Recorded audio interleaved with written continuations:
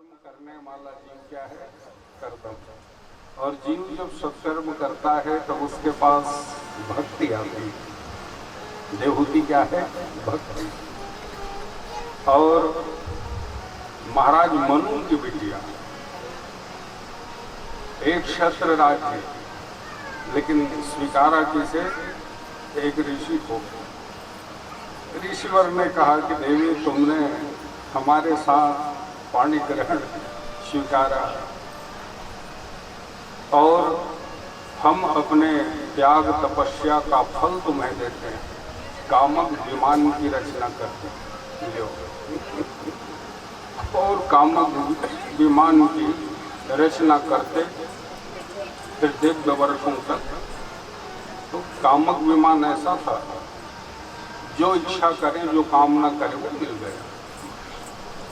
खूब ताल तलैया, पर्वत पहाड़, और ऐसा दिव्य विमान है कि जल में भी, थल में भी और नभ में। अद्भुत विमान है कि नहीं? और जब गृहस्थ धर्म में आरूढ़ होते हैं तब मैंने संकेत किया था कि देवहूति मैया जो थी ना, उनकी दिनचर्या क्या थी? नित्य शिव शिवा के पूजन। लेकिन जब गर्भ हुआ तो माता देवहूति ने शिव पूजन बंद कर दिया, क्योंकि गर्भिणी माताओं को शिव जी का स्पर्श नहीं करना चाहिए और कोई कारण नहीं। जगदम्बा भवानी की ये पूजा करने लगी और पूजा करते हुए माँ भवानी से ये याचना करने लग गई, क्या कि माँ मुझे प्रथम गर्भ में बिटिया चाहिए। लो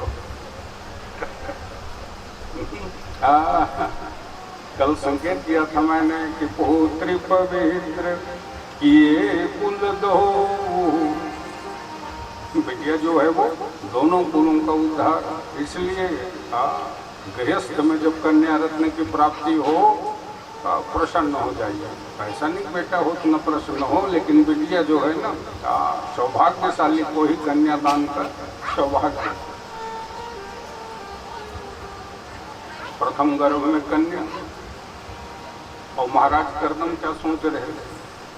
अब सोच रहे थे नहीं, बोल चुके थे कि जैसे इस कन्या के गर्भ से, जब महाराज मनु प्रस्ताव लेकर आए तो यही कहा था ना कि इस कन्या के गर्भ से जैसे ही हमें पुत्र की प्राप्ति होगी हम संन्यास धारण कर लेंगे।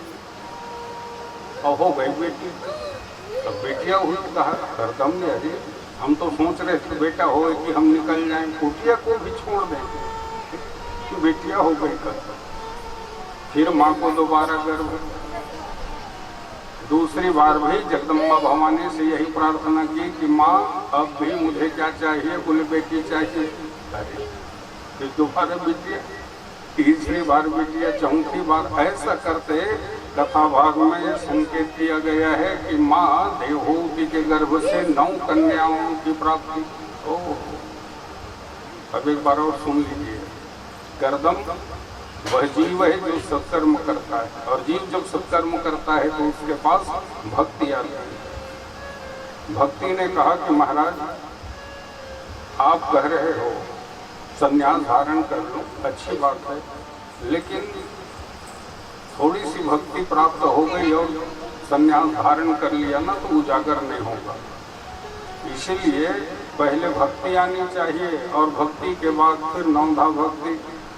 ये 9 बिटिया क्या है? बोले नवधा भक्ति है। श्रवणादि नव भक्ति दृढ़ा, ये नवधा भक्ति है। और जब 9 बिटिया हो गई तब फिर कहा कि अब कब आएंगे और कितना प्रतीक्षा कराएंगे। हाँ, भगवान भी कहते बस आ ही रहा हूँ। 10वें गर्भ में, 10वें गर्भ में कौन आ गए? भगवान कपिल नारायण आ गए सज्जनों। भगवान कपिल के जन्म समय पर खूब लाई फूल जी बरसा, खूब लाई फूल जी बरसा, करो एक बार सब मिल करके भगवान कपिल की जय बोलो, भगवान कपिल की नारायण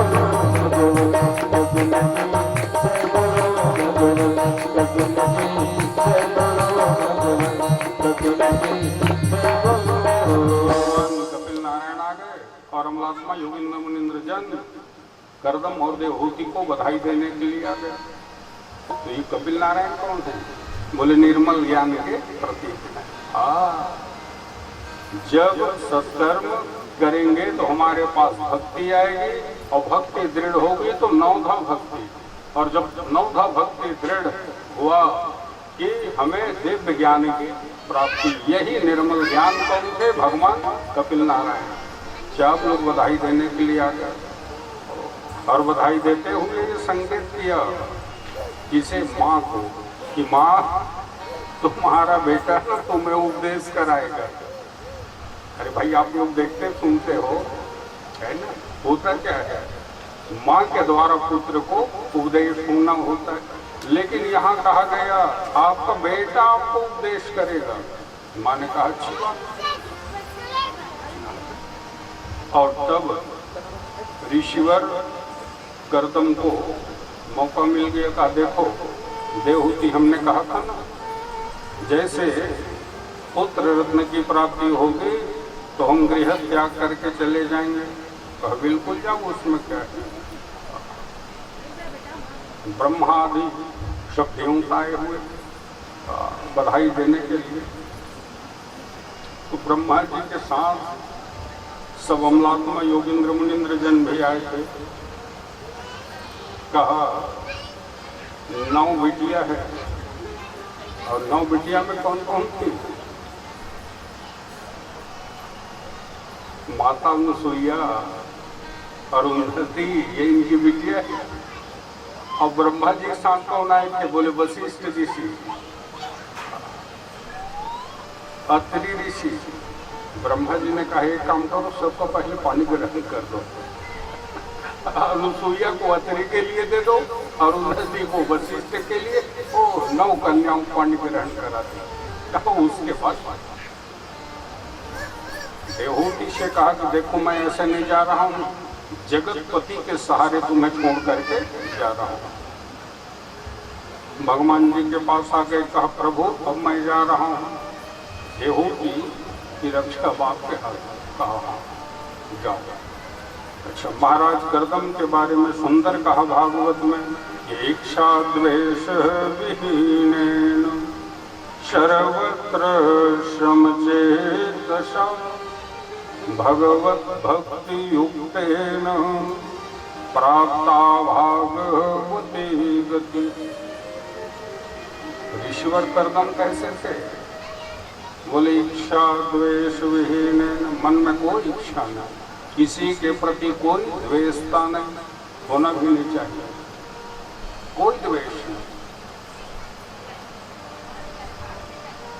सर्वत्र समचेतसा, और सबके लिए कैसा भाव होना चाहिए? समत्व का भाव होना चाहिए। और ये उदार चरित्र है हमारा। वे आप लोग पढ़ते सुनते हो ना, वसुधैव, ये इतना ही है कि आगे पीछे और कुछ नहीं।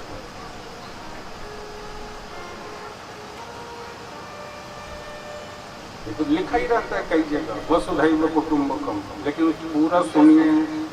अयम निज परो वेति गणनां लघुचेतसां उदारचरितानां तो वसुधैव कुटुंबकम्। अयम निजः परो वेति गणनां लघुचेतसां, सब बराबर, समत्व का भाव, उदार चरित्र, सर्वत्र समचेतसा, और उसके साथ भगवत भक्ति युक्त। कैसे थे ऋषिवर करदम? भगवत भक्ति से युक्त, किसी प्रति कोई द्वेष नहीं, ईर्ष्या नहीं, मात्सर्य का भाव। प्राप्ता भागवती गति, और उसे कौन सी गति मिलेगी? भागवती गति मिलेगी। लग गई आराधना साधना में, संन्यास धारण कर लिया। संन्यास का मतलब क्या है? आसक्तियों का त्याग ही संन्यास। संन्यास का सिर्फ एक ही, और वेद की सच्ची घोषणा है, विरक्त प्राणी ही संन्यास लेने का अधिकारी है। जिसके मन अंदर क्या आ जाए, विरक्ति आ जाए, वही संन्यास धारण करे और उसी का संन्यास उजागर हो। अच्छा महाराज, आसक्ति किसको कहते हैं? सरल जो आ सकती है जा नहीं सकती, उसी का नाम क्या है? आसक्ति। आने में तो आ जाती है पर जाती नहीं। कोई किसी के बिना नहीं रहता। कई लोगों को सुनिए, क्या बताएं पंडित जी, जब तक सुबह सुबह चाय नहीं मिलती सिर में दर्द होता है कि नहीं? अच्छा कभी चाय से पूछा तुम्हारे बिना उसका सिर दर्द होता है कि नहीं? तो वो तुम्हारे बिना रह सकता है, तुम उसके बिना नहीं रह सकते। यही क्या है? आसक्ति। विषयों का त्याग। अच्छा, ऋषिवर चले गए। अब मां के द्वारा सेवा शुश्रूषा भगवान कपिल नारायण का, और भगवान कपिल नारायण थोड़ा सा, अब उनको मालूम था मां को उपदेश करना है, थोड़ा दूर जाना पड़ेगा। और एक दिन की घटना है, श्रीमद् भागवत महापुराण तृतीय स्कंध अध्याय 25 से लेकर के 9 अध्यायों में कपिलोपाख्यान है, जिसको सांख्य शास्त्र कहा गया, कपिल गीता भी कहा गया। यहाँ योग की चर्चा की गई। सज्जनों, योग कहते किसको हैं?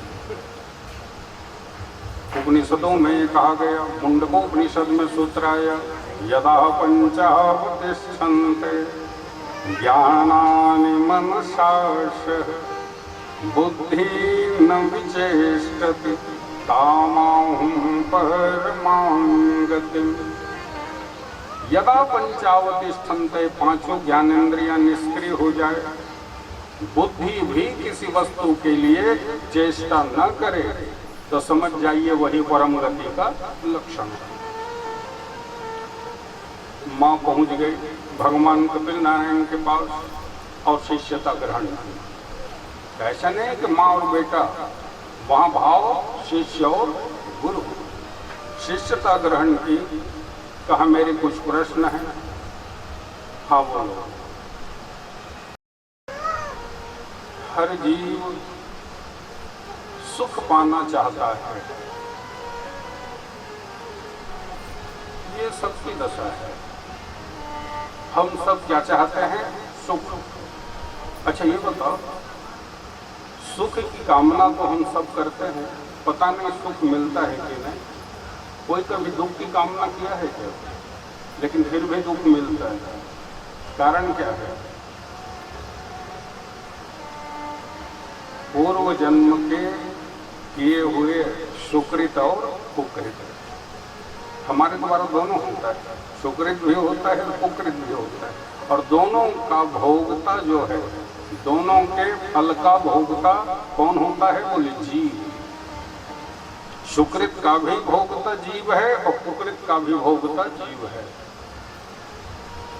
और इसीलिए उसको सुख दुख दोनों की प्राप्ति होती है।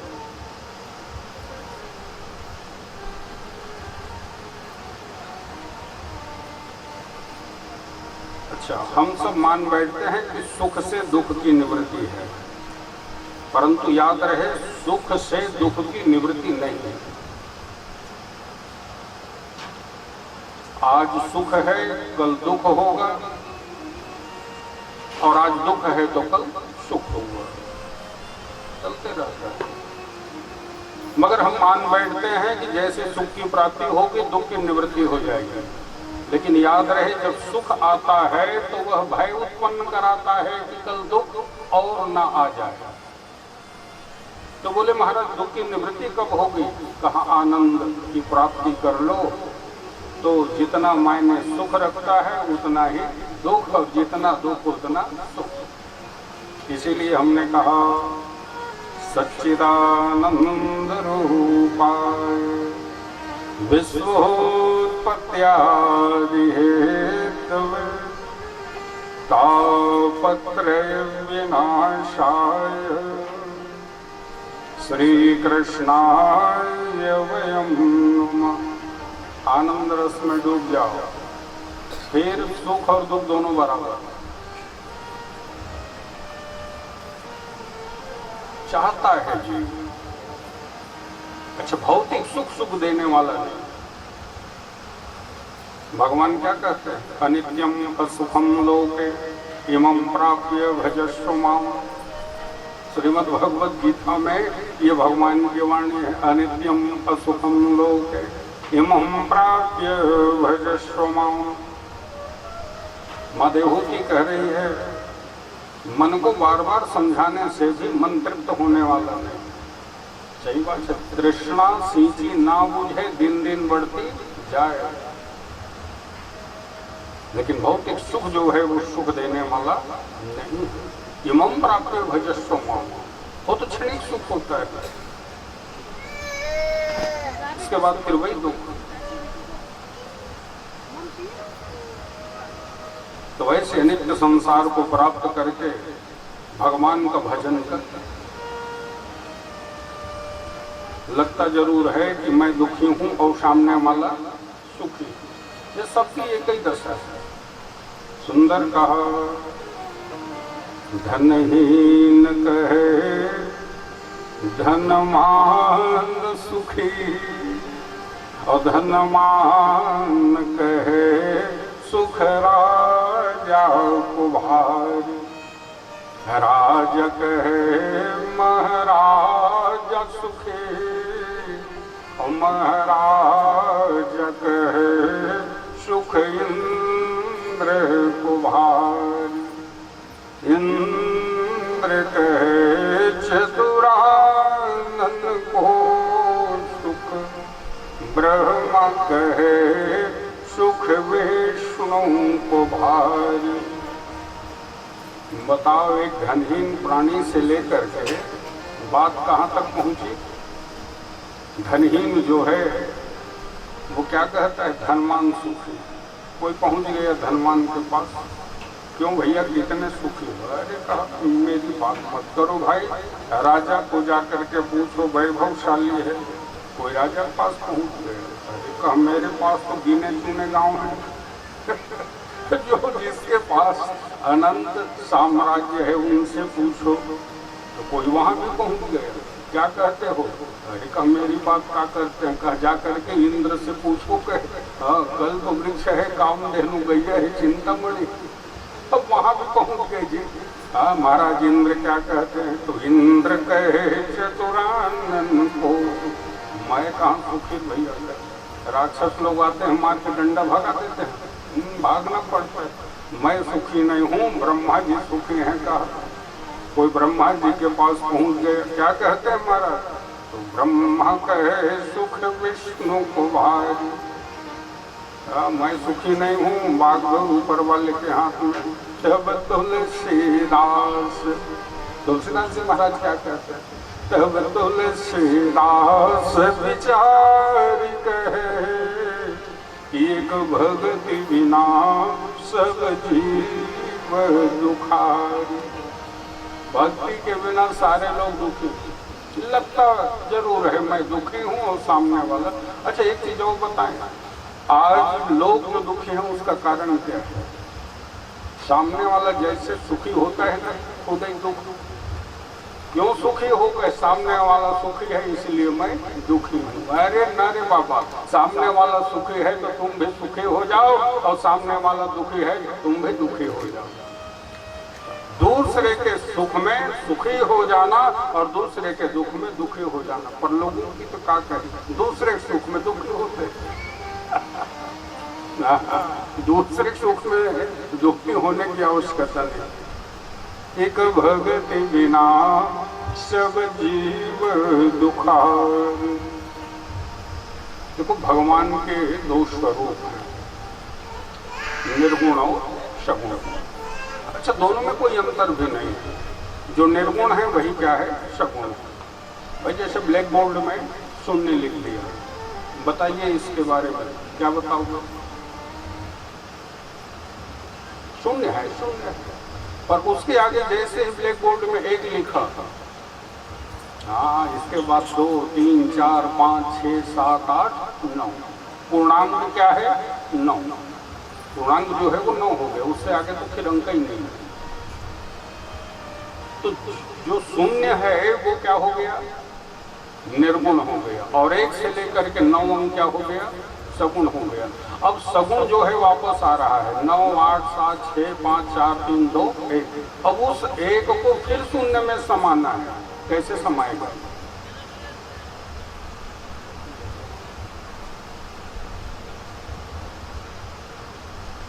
तो 1 - 1 कर दीजिए, तो क्या बन जाएगा, शून्य हो जाएगा।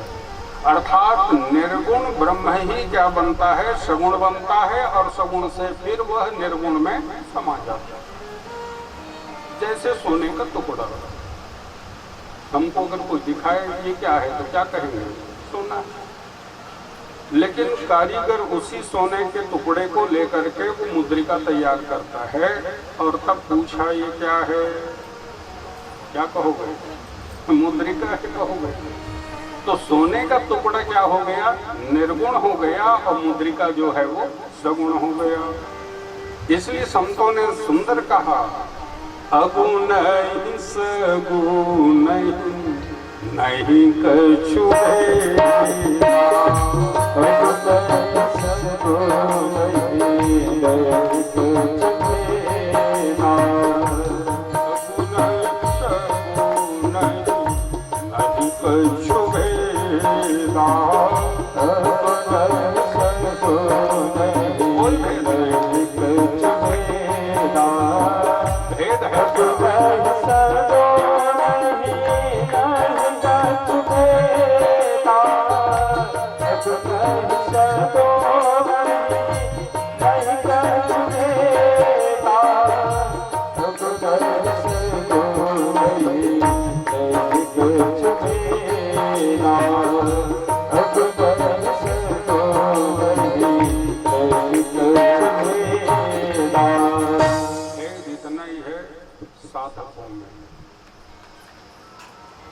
जिससे जो सध जाए, सगुण जिससे सधे वो सगुण साधे, निर्गुण सधे वो निर्गुण साधे।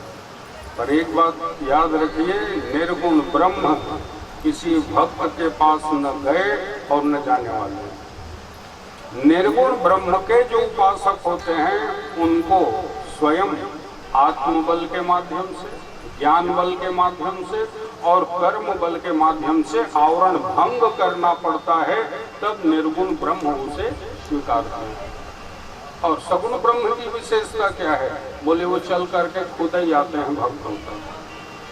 समझ रहे हैं, अंतर इतना ही है बस, और दोनों में कोई अंतर नहीं है। निर्गुण ब्रह्म ही सगुण बनते हैं बस।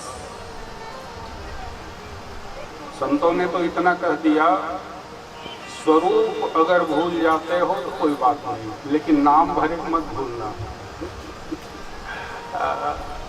नाम मत भूलिए। ऐसे सही बात है, किसी अपरिचित व्यक्ति से मिले, बैठे रहे घंटों, ठीक है, और उसके बाद वो चले गया, तब आपसे पूछा भाई आपके पास जो बैठा था वो कौन थे, कहाँ से आए थे, क्या बताऊंगा। न हमने नाम पूछा न परिचय पूछा, लेकिन मिले 2 ही मिनट, क्यों भाई साहब कहाँ रहते हैं, क्या नाम है आपका, तो भाई नाम पता चल गया और उसका स्थान पता चल गया, तो ढूंढ पाएंगे कि नहीं। बस यही है और कुछ नहीं, कहीं कोई विवाद नहीं, जिससे जो सधे वो साधे। कहा कि भगवान को पाने के रास्ते, अरे कहा अनेक रास्ते हैं, ज्ञान मार्ग है, कर्म मार्ग है और भक्ति मार्ग है, लेकिन ज्ञान अखंड है। कर्म मार्ग भी बड़ा दुस्तर है। ज्ञान के लिए भी कहा कि ज्ञान अगम प्रत्योह अनेका, और कर्म के लिए जैसे ही निद्रा भंग हुई, कराग्रे वस्ते लक्ष्मी, करमध्ये सरस्वती, करमूले स्थितो ब्रह्मा, प्रभाते कर दर्शनम, फिर पृथ्वी वंदन, प्रातः स्मरण। हमारे पूर्वज लोग किया करते थे, सुंदर प्रातः स्मरण होता था, करते थे कि बढ़िया वहीं बैठे और भगवान का जिसमें प्रीति हो।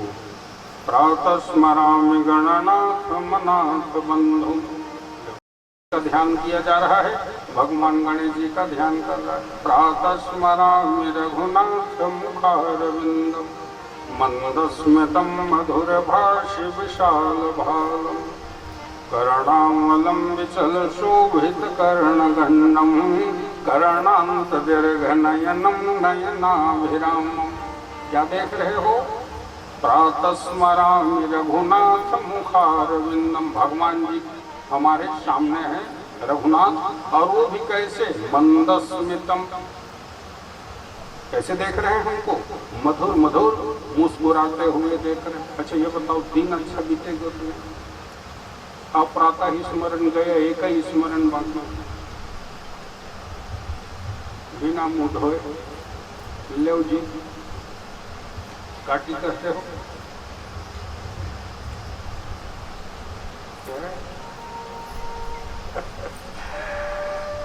अच्छा सुबह सुबह मुंह गर्म कर लिया, नाम भी बढ़िया रखे हैं, बैठती नहीं है, बैठती है। प्रातः स्मरण मन की शुद्धि, सुबह शाम 10 मिनट कम से कम भगवान का ध्यान जरूरी है। सज्जनों,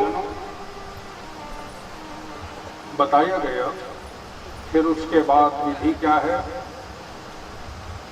दंत धामन, शौचाचार, स्नान विधि, तर्पण विधि, पूजन विधि, सबकी विधि,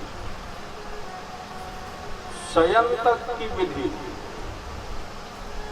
सबसे संभव नहीं। लेकिन जो तीसरी मार्ग है वो है भक्ति मार्ग, और भक्ति मार्ग में कुछ करना नहीं है, सिर्फ अर्पण और समर्पण। हे भगवान, मैं आपका हूँ और आप हमारे हैं। भक्ति स्वतंत्र सकल सुख खाई, भक्ति स्वतंत्र सकल सुख खाई, शरद संग पावन खाई, बिनु सत्संग पावन खाई। भक्ति स्वतंत्र सकल सुख खाई, भक्ति स्वतंत्र सकल सुख खाई, बिनु सत्संग पावन खाई,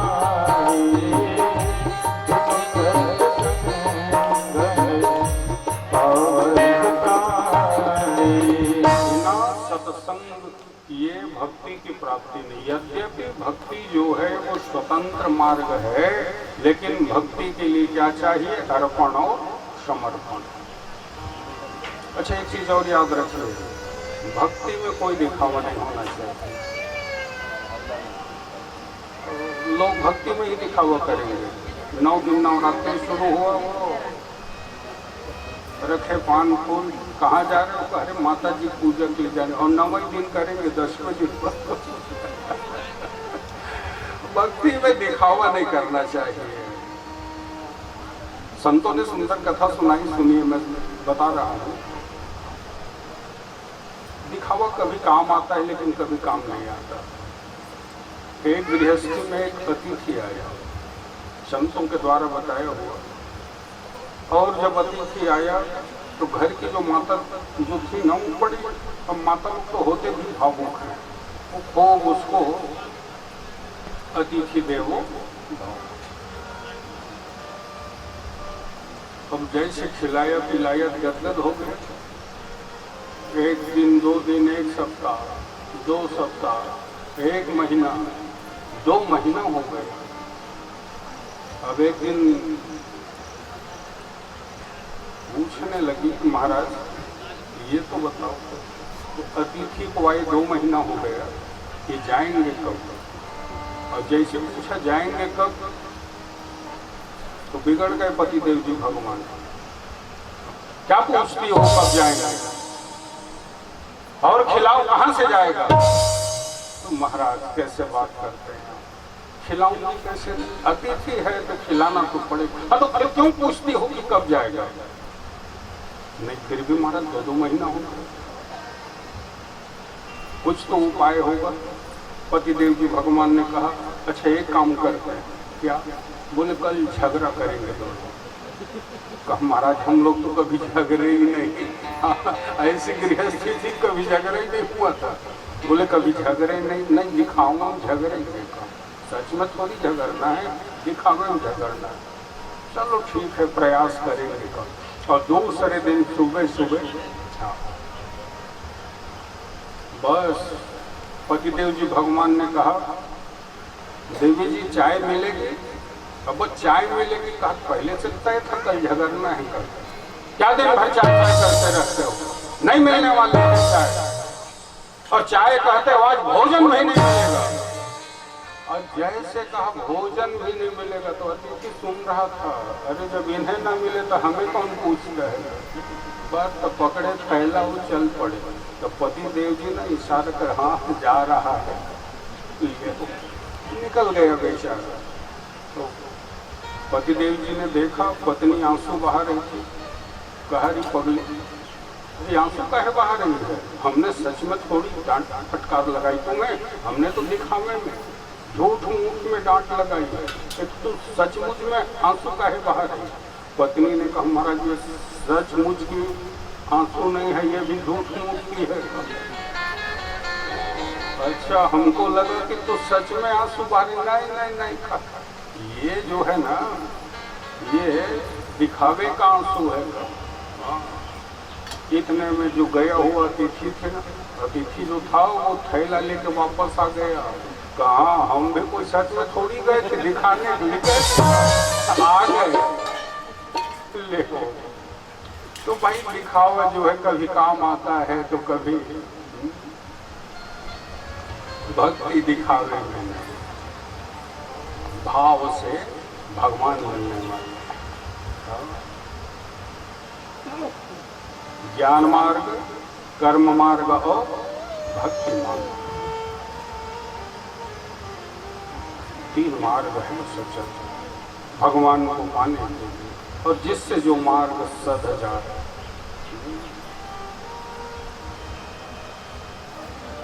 जीव जीवन में परदोष दर्शन करते रहता है, वो भूल जाता है मैं कौन हूं और मेरा कर्तव्य क्या है। सबका ध्यान है उसे, लेकिन खुद का ध्यान नहीं होता कि मैं कौन हूं और मेरा कर्तव्य क्या है। अब मान बैठता है कि मुझे बांध दिया गया है, कोई तुम्हें बांधने वाला नहीं।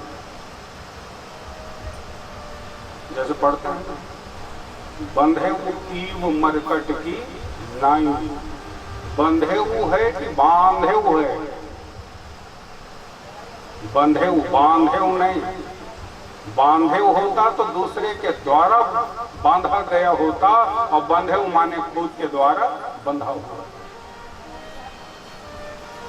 वो देखते हैं ना सुराही में जब चना रखा होता है ना, तो बंदर करता क्या है, चने के लिए वहां डालता है, और जैसे चना रखता है मुट्ठी में, तो सुराही जो है मुट्ठी के कारण जो है ऐसा लगता है सुराही ने मुझे पकड़ लिया। सुराही ने नहीं पकड़ा, तुम पकड़े हो, बस मुट्ठी खोल दो हाथ बाहर आ जाएगा। इसीलिए बंधे हुई मरकट की नहीं।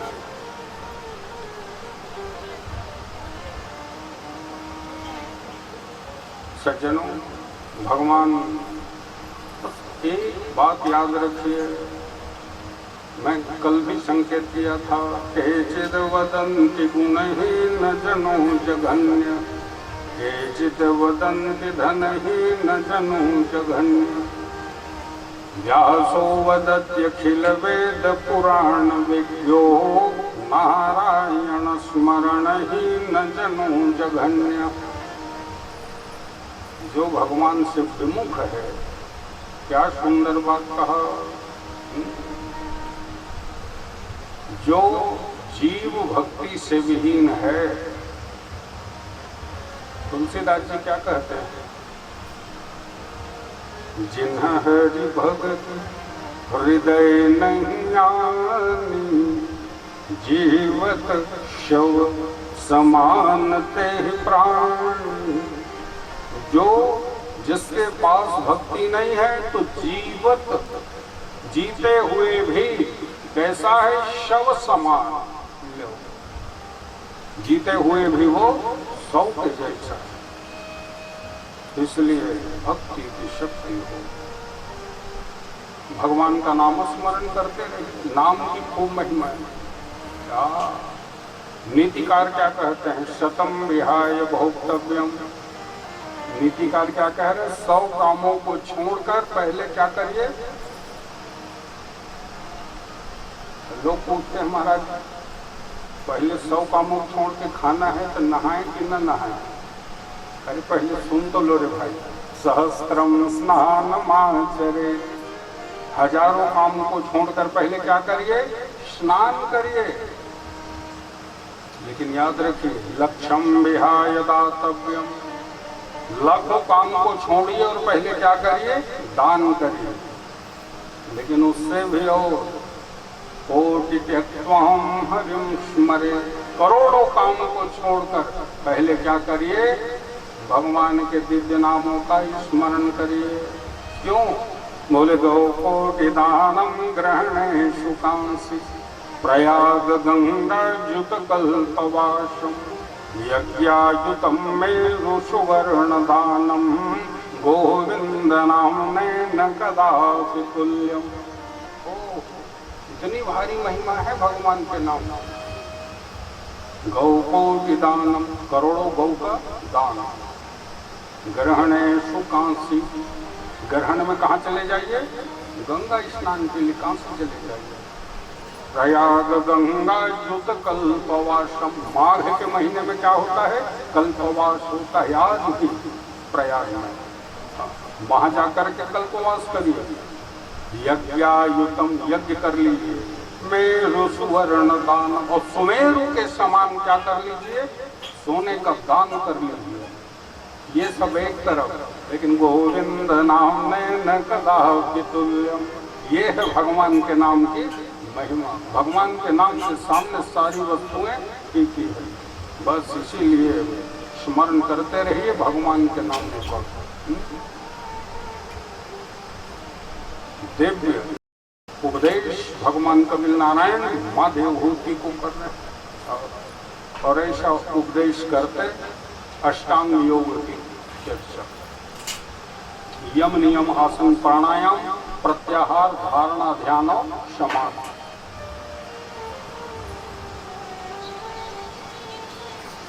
संयमित जीवन होना चाहिए, जीवन संयमित, नियम पूर्वक जीवन। आसन, आसन पवित्र हो।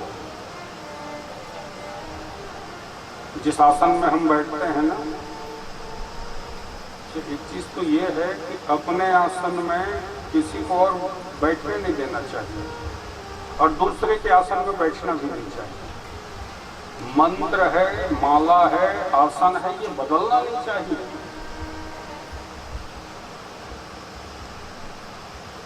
अपने आसन में बैठे, मंत्र वही होगा और माला भी।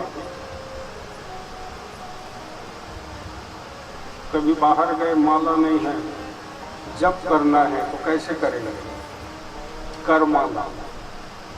तो देखो हमारे पूर्वजों ने क्या सुंदर विधि बताई, कर माला। ये तो आप सब जानते हैं, फिर भी कनिष्ठा, अनामिका, मध्यमा, तर्जनी और अंगुष्ठा। अनामिका ये बीच वाली जो लाइन है वहां से शुरू करिए। 1 2 3 4 5 6 7। अच्छा, एक चीज और बता दूं, देवी के लिए अगर जपना है तो 7 8 9 और 10 देवी मंत्र के लिए, और देवता के लिए 1 2 3 4 5 6 7 8 9 और 10। ये सुमेरु बन जाएगा, और देवी के लिए ये सुमेरु बन जाएगा। तर्जनी के ऊपर वाली जो 2 लाइन है, 10 बार किया तो कितना हो गया, 100। फिर नीचे वाली लाइन से 1 2 3 4 5 6 7 और 8, उसके लिए ये सुमेरु बन जाए। तो कितना हो गया? 108। माला रखने कर माला। अच्छा, इसी मुद्रा में आहुति हुई।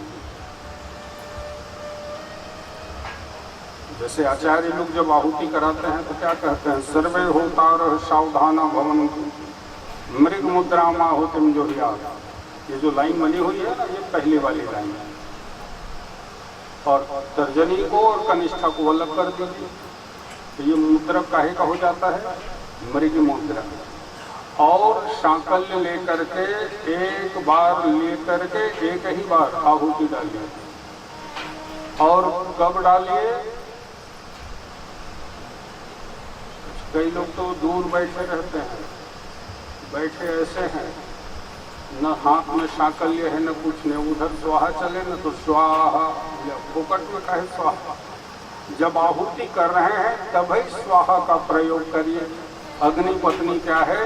स्वाहा है। पितरों की पत्नी स्वधा है और यज्ञ की पत्नी दक्षिणा है। एक बार लेकर के और प्रेम पूर्वक स्वाहा, ऐसा आहुति की विधि है। जब की विधि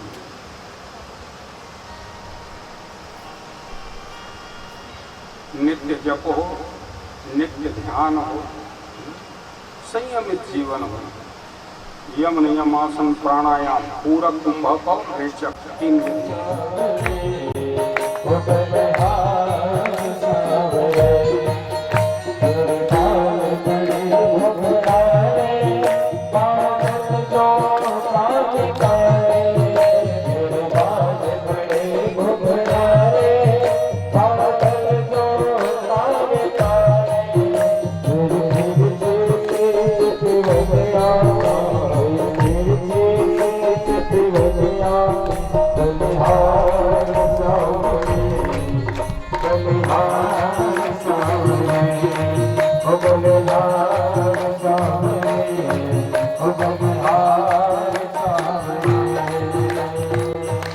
बताया ना,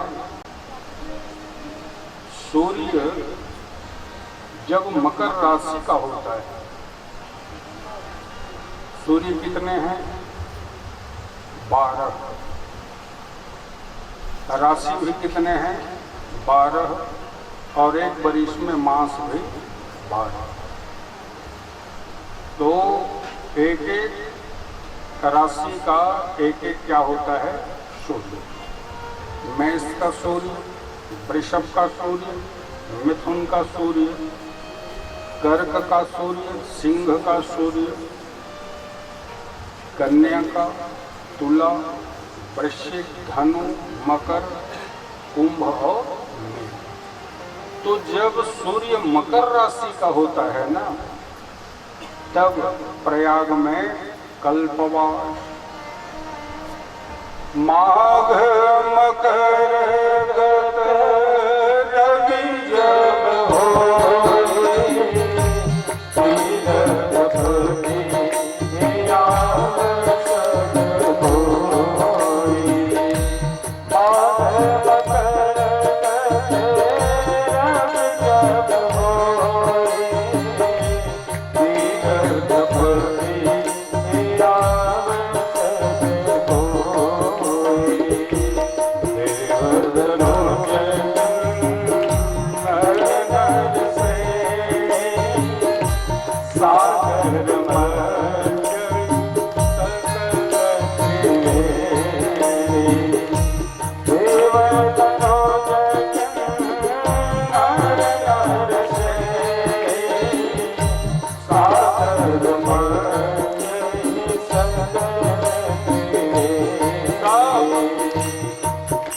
कौन कौन आते हैं?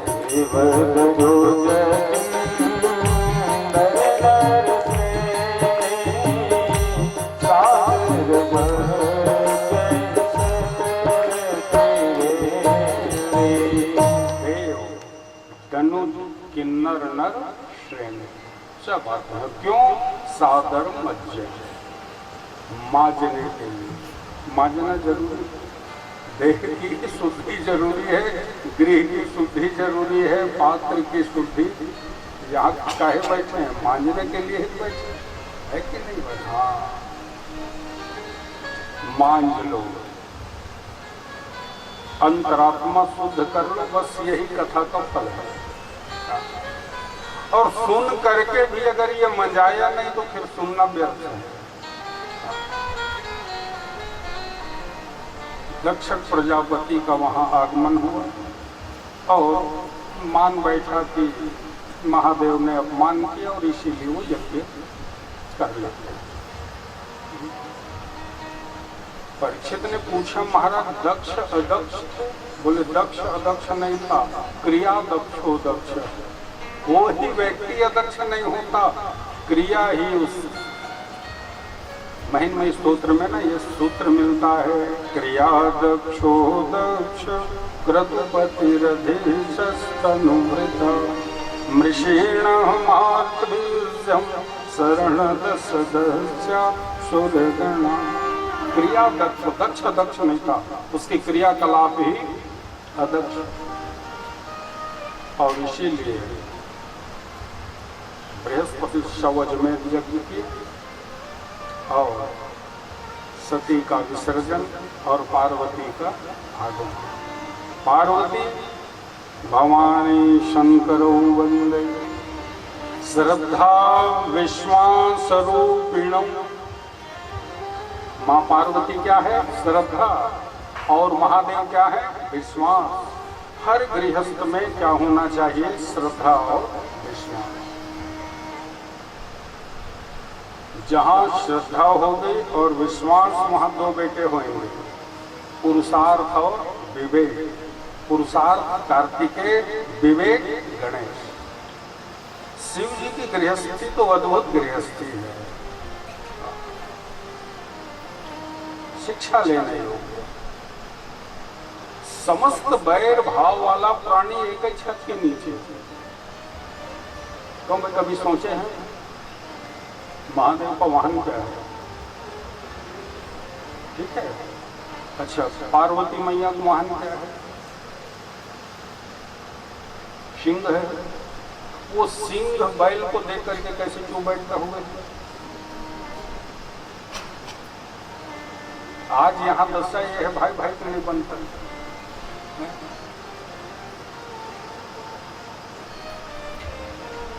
तो सिंह की गोदी में बैल जो है वो सिर रख के सोया।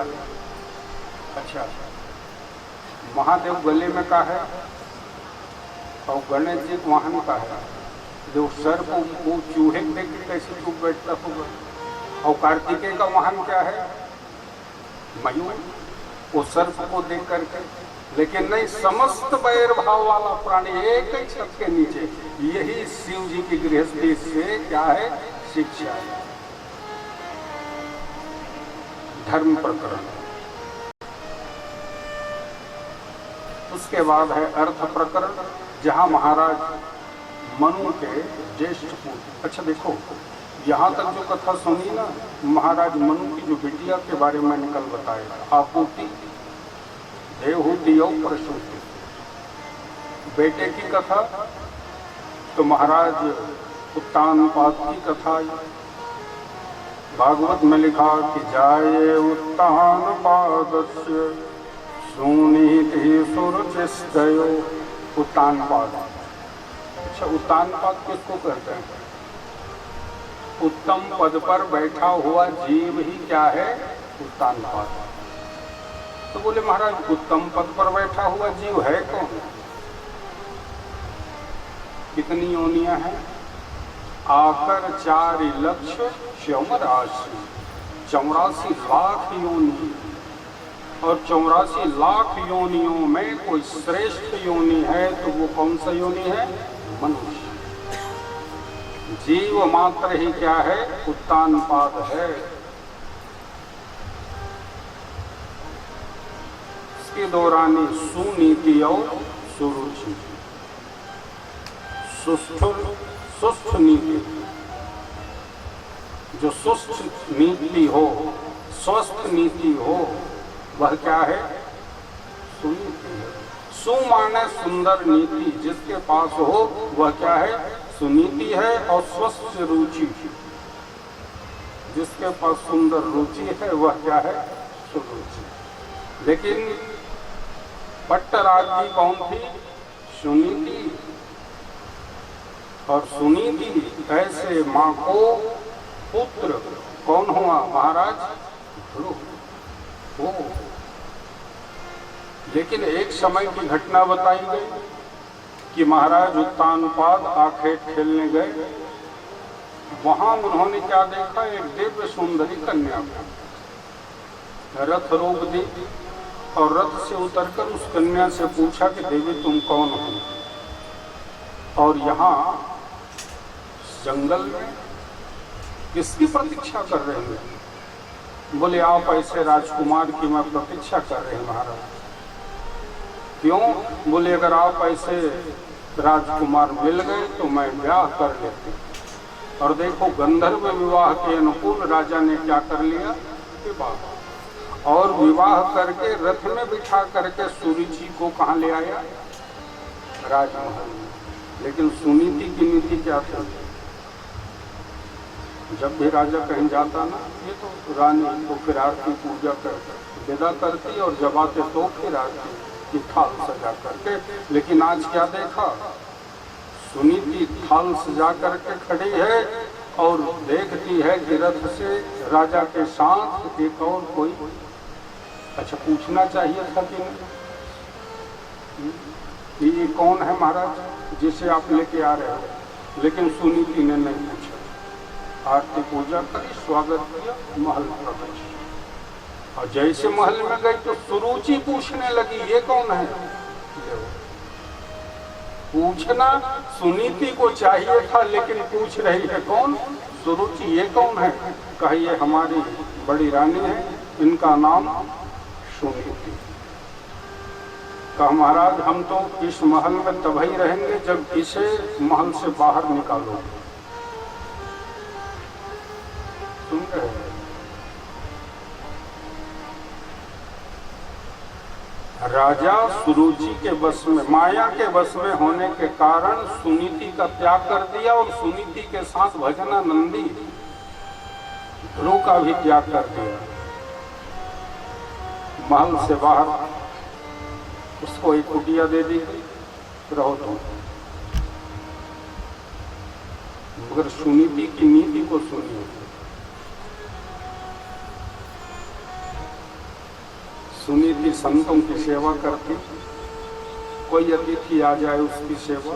एक दिन एक महात्मा आ गए, सुंदर अपने हाथों से भोजन बनाई और पवाई। महात्मा प्रसन्न हो गए। महात्मा ने कहा कि देवी ये तेरा बेटा जो है ना, भविष्य में होने वाला यही राजा होगा। तो सुनीति ही हंस पड़ी का महाराज अभी तो राजमहल से निकाल दिए गए और आप कह रहे हो कि मेरा बेटा क्या होगा? राजा होगा। कहा आशीर्वाद है मेरा और भविष्यवाणी है, देख लेना तेरा बेटा ही राजा बनेगा। और मैंने तेरे घर का अन्न खाया है, मांग ले कुछ। देखो साधु महात्मा जब भोजन भी पाते हैं ना, हाँ तो वैसे भोजन नहीं पाते, आशीर्वाद देके जाते हैं। बोल क्या चाहिए? अब सुनिए सुनीति ने क्या मांगा। सुनीति हाथ जोड़ लीजिए और महात्मा से कहा कि भगवान मैं मांगूंगा और आप दोगे? बोले हाँ बिल्कुल। कहा देखो ये ध्रुव मेरा बेटा है, पर 3 वर्ष हो गए महाराज सुरुचि को यहाँ आए। यद्यपि सापत्न्य भाव सुरुचि के मन में है, सुनीति के मन में नहीं। सुरुचि के विवाह को कितने वर्ष हो गए थे? 3 वर्ष।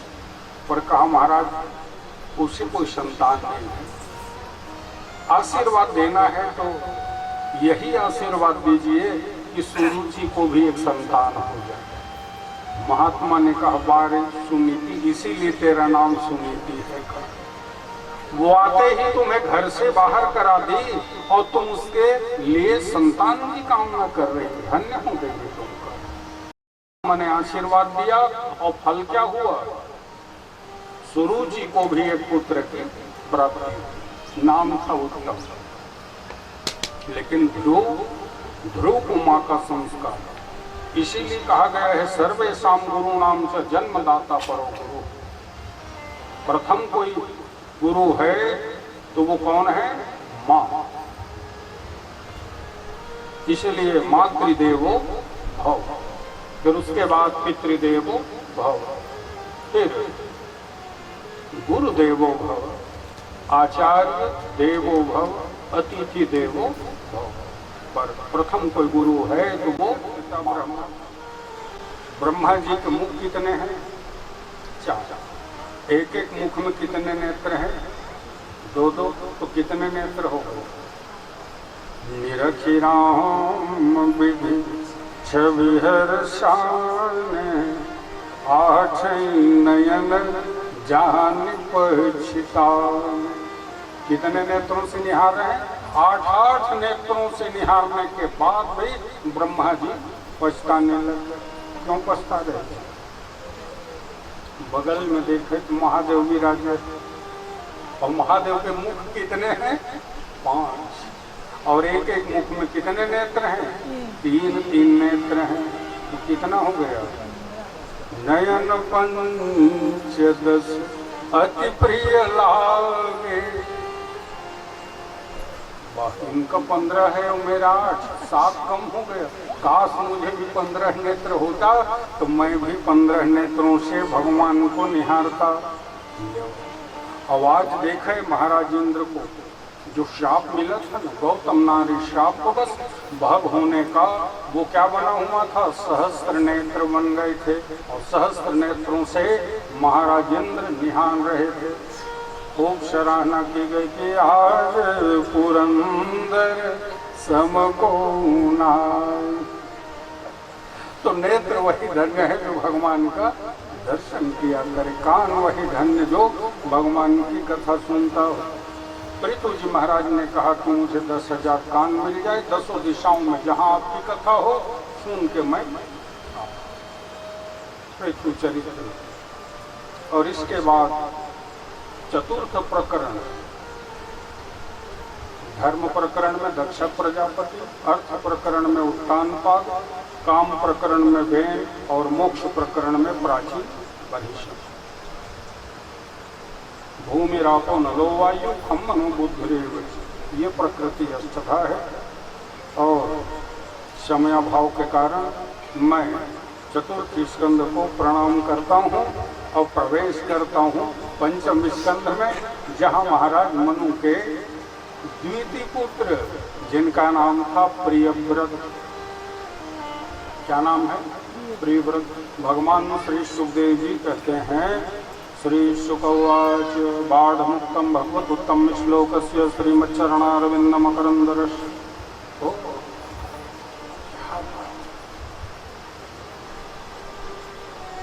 अच्छा, किसी को कथा प्रिय होता है कि कथा हो रहा है, बस सुने कि पहुंच गए, उनको कथा ही प्रिय। कई लोग ऐसे होते हैं जिनको भजन प्रिय होता है, भजनानंदी होते हैं, भजन करते हैं। और किसी को व्रत प्रिय होता है। बताते हैं महाराज, एक सप्ताह में तो हमारा 5 दिन तो व्रत ही में निकल जाता है। किसी को व्रत प्रिय है, मगर कई ऐसे लोग हैं जिन्हें न कथा प्रिय है, न तो व्रत प्रिय है, न भजन प्रिय है, तो उसको भोजन ही प्रिय होता है। और कुछ नहीं, बस पाओ।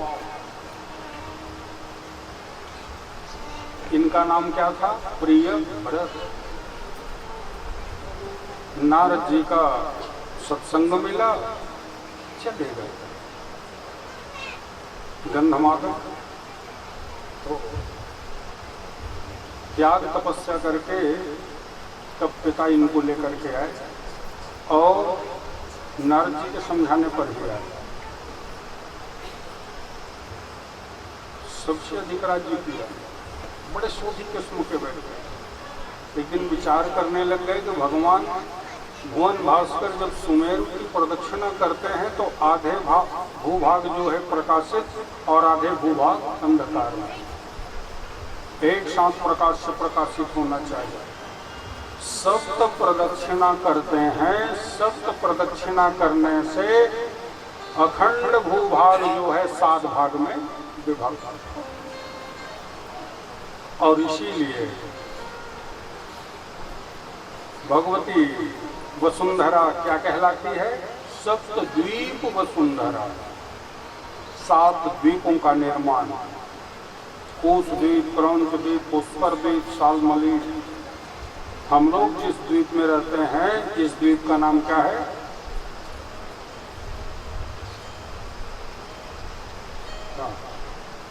ठीक है, चलो किसी को कम से कम मालूम है। आचार्य लोग जब संकल्प कराते हैं तो क्या कहते हैं? जम्बू द्वीपे भारतवर्षे भरतखंडे।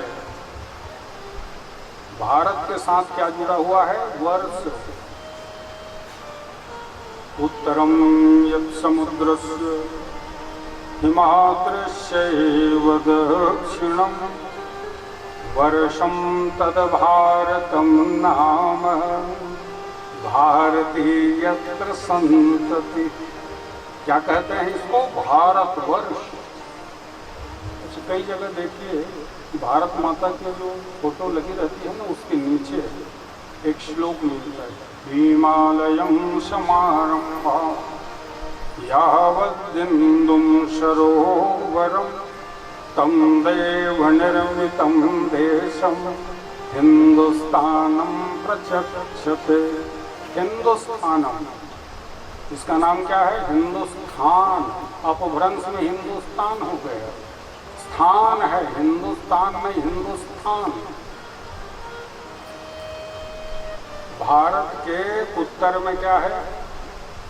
हिमालय पर्वत, और दक्षिण में क्या है? हिंदू सरोवर। यहाँ व्याकरण का आदिरंतेन संहिता लगा हुआ है, हिमालय का ही और हिंदू सरोवर का आधा न और 2 मिलाइएगा तो क्या बनता है? हिंदू बनता है।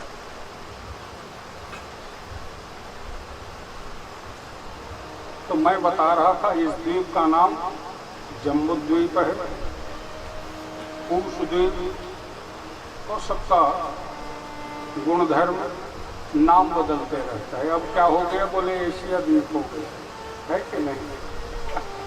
नाम बदलता है, एशिया, अफ्रीका, अब उसमें भी उत्तरी अमेरिका, दक्षिणी अमेरिका, है कि नहीं?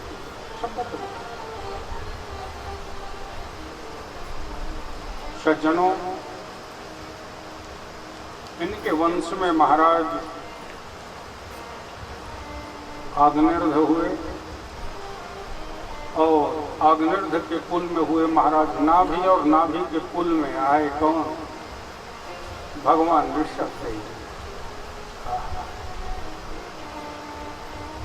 ऋषभदेव जी को ले जाकर के ब्राह्मणों की गोदी में डाल दी, बोले संस्कार आपका मिला।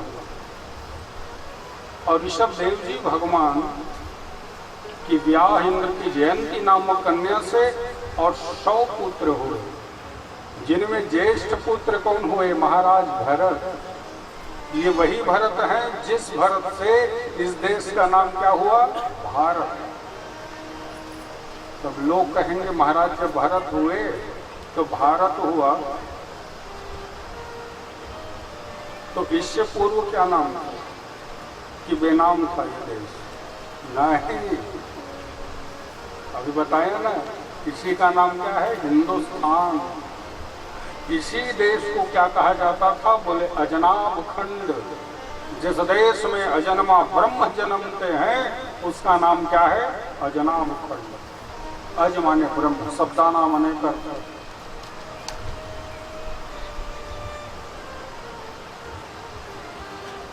जितने बार आए भगवान कहाँ आए? भारत भूमि में आए।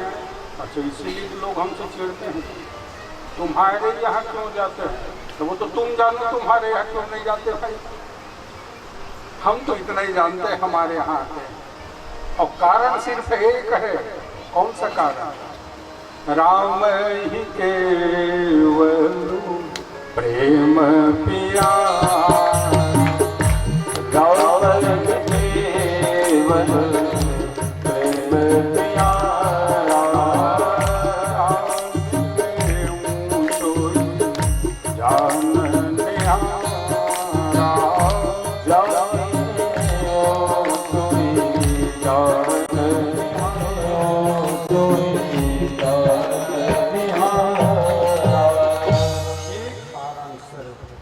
और वो है प्रेम। भारतवासियों का प्रेम देखा और आते हैं मेरे प्रभु, और ये प्रेम वर्तत रहे।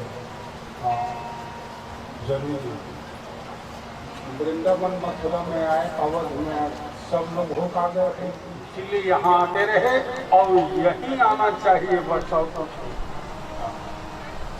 सज्जनों,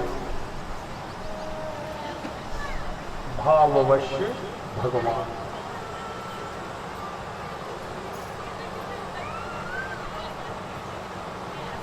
अजनाब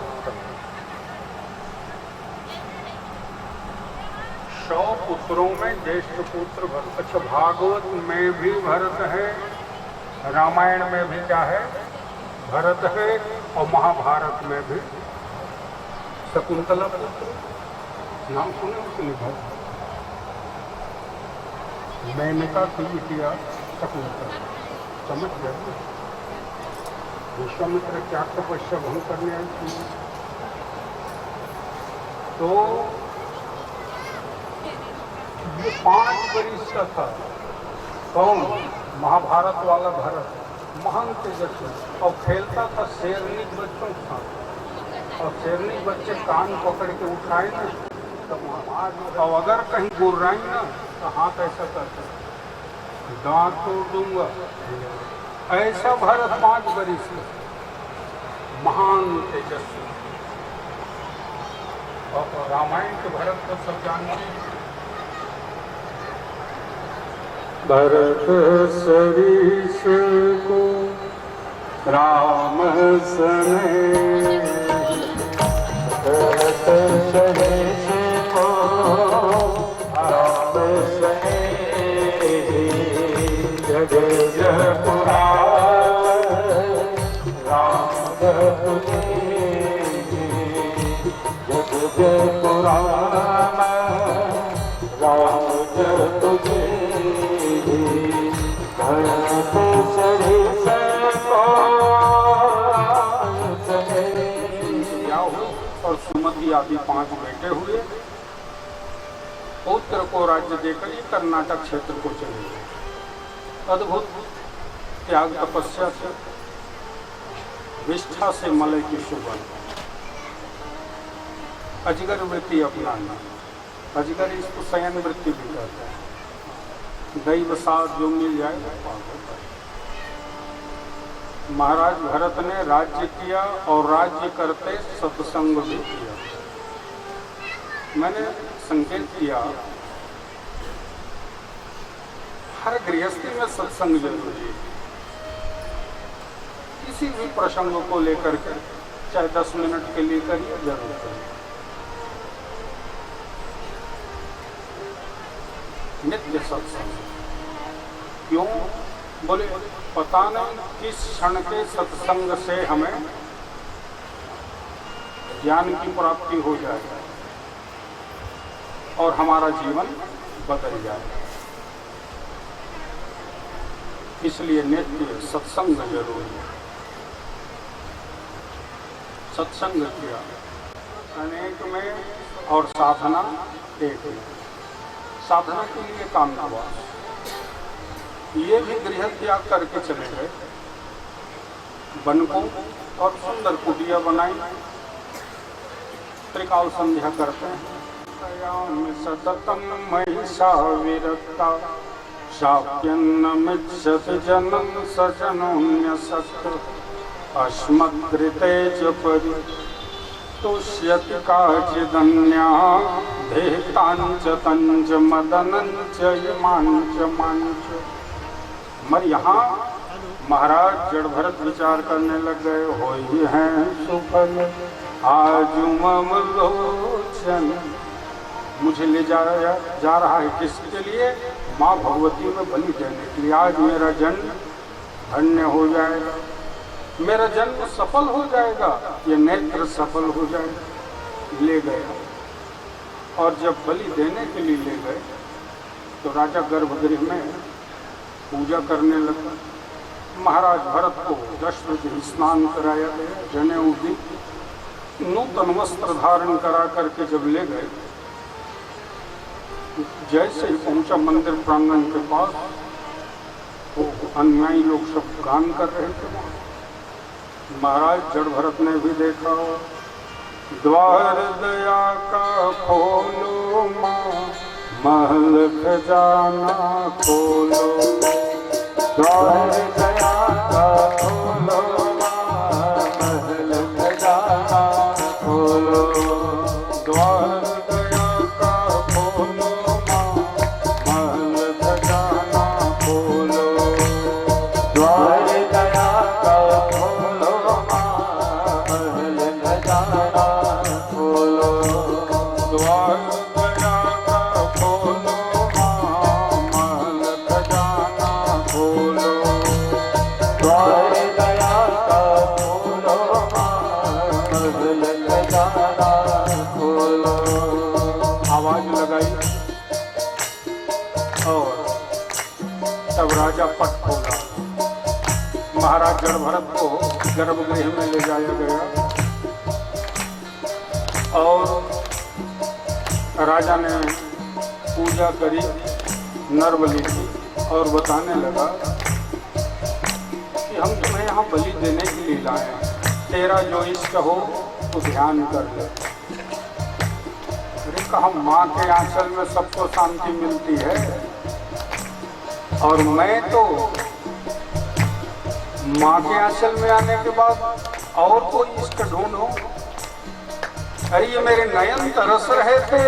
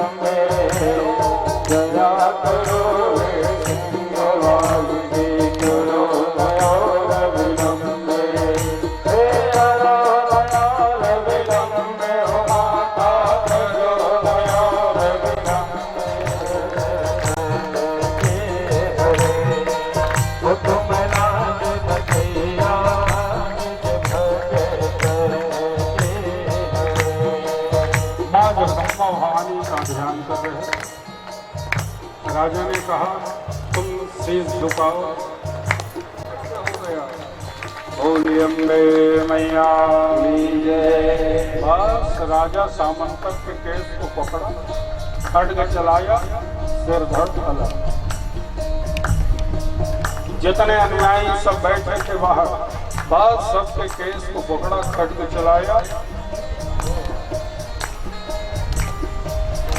और सबकी इति करके माँ भद्रकाली जैसे आई। कहाँ? गर्भगृह में। अब भी महाराज जड़ भरत सिर झुकाए हुए गान कर रहे थे। कहा, भरत उठो।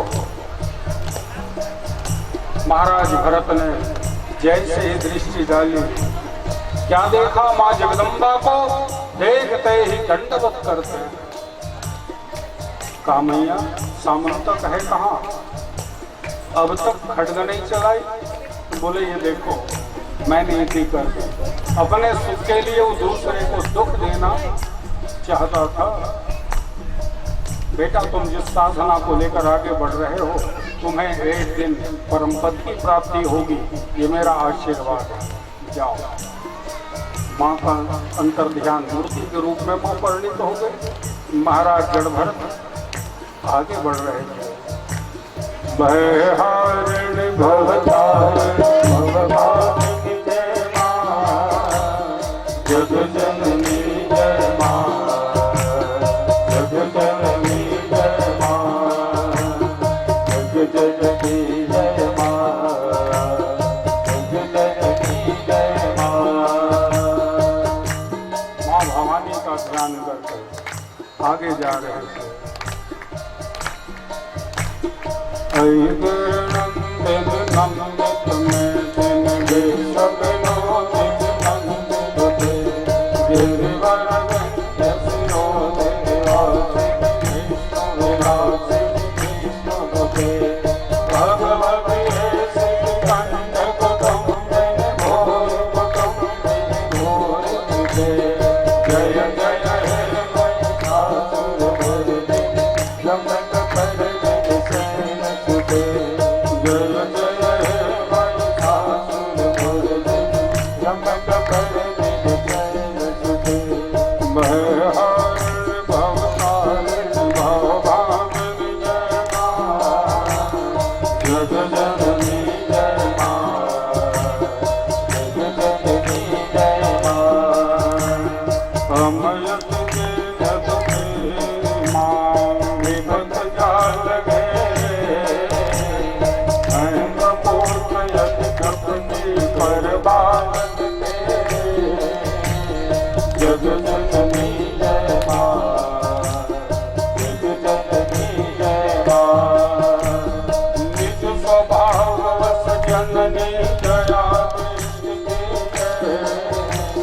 करुणा कर करुणा चरण शरण जग जननी जय माँ, जग जननी जय माँ, जग जननी जय माँ, जग जननी जय माँ। महाराज भरत आगे जब जाते हैं तो उन्हें मिला कौन? राजा रहुगण, सिंधु सवीर देश का राजा था, वो मिल गया।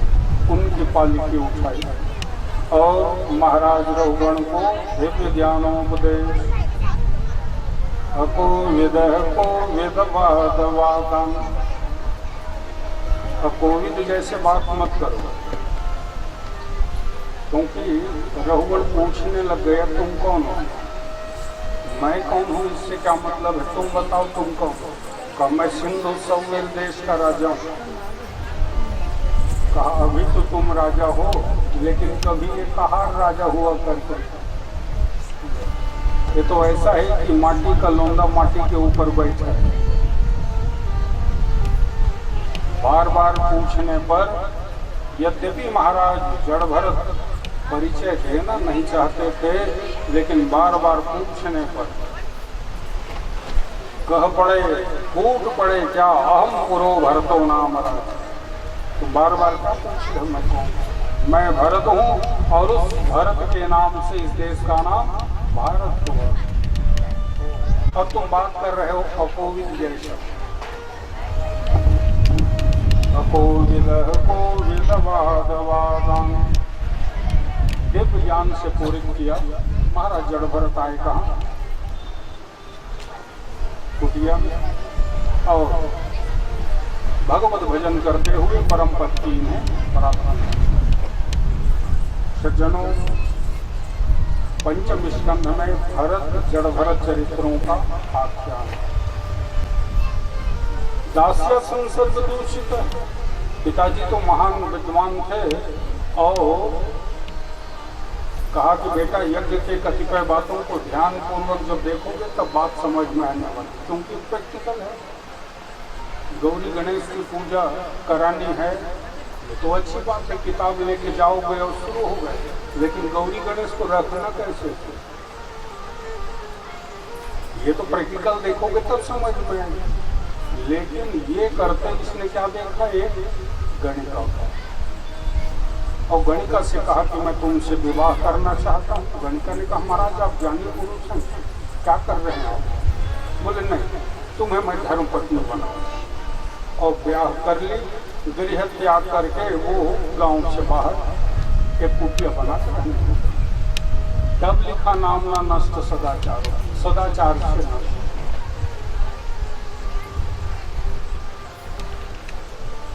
धन बटोर के रखा था, व्यय हो गया तो चोरी करने लग गए।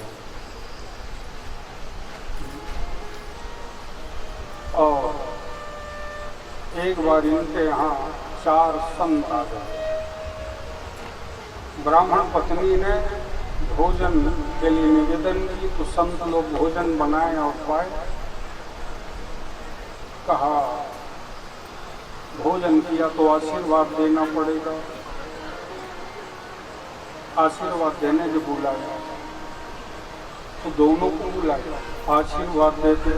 धर्म बढ़े धन धाम बढ़े, परिवार बढ़े, कुल हो उजियार। और आशीर्वाद देते क्या देखा, पत्नी से गर्भ है। कहा महाराज आशीर्वाद है, होने वाला जातक पुत्र होगा, और नाम क्या रखना, नारायण। क्यों नारायण नाम रखो? संतों ने कहा कि इससे वार्तालाप अधिक करना उचित नहीं है। कहा हमारे गुरुदेव जी भगवान को हम इसी नाम से जानते हैं। घर में बच्चों का भी नामकरण करना हो तो राम कृष्ण भगवान के तो अनंत नाम है, उन नामों को लेकर के क्या करिए, नामकरण करिए। अरे भाई वही नाम पुकारते रहोगे तो भी आनंद आ जाएगा। हमारे साथ भी जितने लोग हैं बिहारी लाल, कान्हा, ललित, सुंदर, परमेश्वर, दिन भर परमेश्वर परमेश्वर।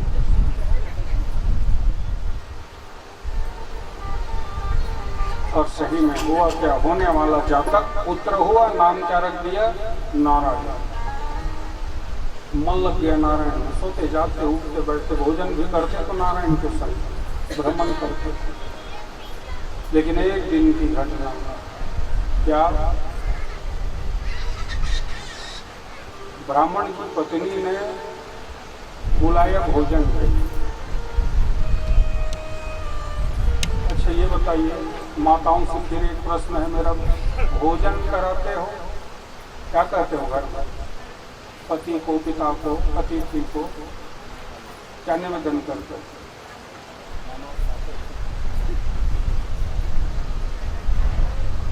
भाई भोजन बनेगा तब ठाकुर जी को भोग लगाओगे, और भोग लगेगा तो वो क्या बनेगा, प्रसाद। इसकी भी विधि है।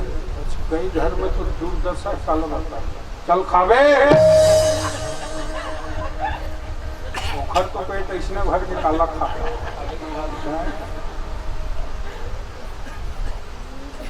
हमारे पूर्वज लोग पहले सुंदर व्यवस्था, तो जैसे कहे ना चलिए भोजन करो। कई घर में खाना, अरे खाना मत खाओ, आज से शुरू करिए, क्या कहोगे? और पति देव लोग सुन लो भाई, कहीं मान लो खाना कहे तो भले 2-4 दिन उपवास रह जाना, लेकिन मत खाना।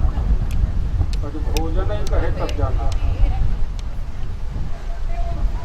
तो पहले हमारे पूर्वज जब कहे ना भोजन तैयार है तो क्या कहते, संकरी लगाता कोनवा की लूट ले। नहीं, भोजन, भजन और शयन, ये तीनों में खूब शुद्धता बरती है।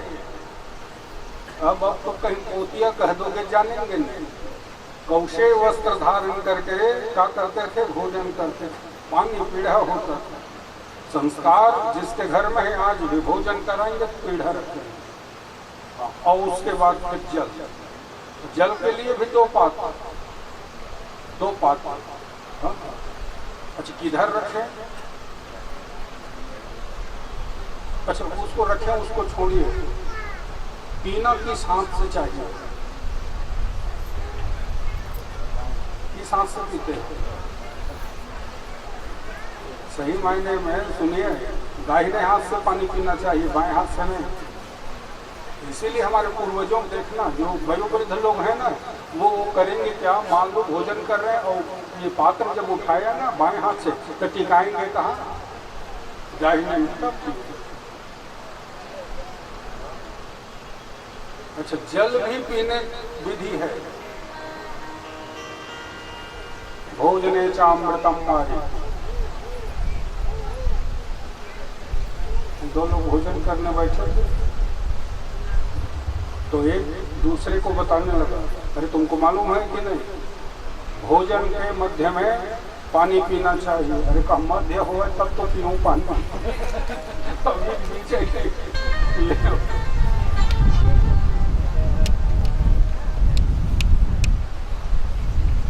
भोजन के मध्य में जल, भोजन के अंत में नहीं।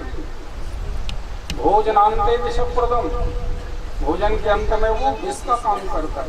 अगर वो पूजा कराते हो तो क्या बोलते हैं, नैवेद्य का मंत्र बोल लिया, उसके बाद मध्ये मध्ये पानीयम उदरापोषणम हस्त प्रक्षालनम मुख प्रक्षालनम, मध्ये मध्ये पानीयम, बीच में पानी। तो किस हाथ से जल पिए? दाहिने हाथ से। शबात से शुरू कर दे। अच्छा एक बात और, जिस पात्र में भोजन और तब नित्य निवेदन करना चाहिए, हे प्रभु आप ही अन्न है, आप ही अन्नाद हैं, आपने ही अन्न को बनाया हुआ है, आपका दिया हुआ अन्न आपको ही भोग लगा करके प्रसाद स्वरूप हम ग्रहण कर रहे हैं। अन्न दोष से बचने के लिए ये जरूरी है। ये नहीं सीधा आए पाए, तुम्हें ही निवेदित भोजन करें, भगवान को निवेदन करके ही भोजन करना चाहिए, ये सब विधि है। आवाज तो जूता नहीं निकालते भोजन करते समय, बाकी और क्या कहते हैं।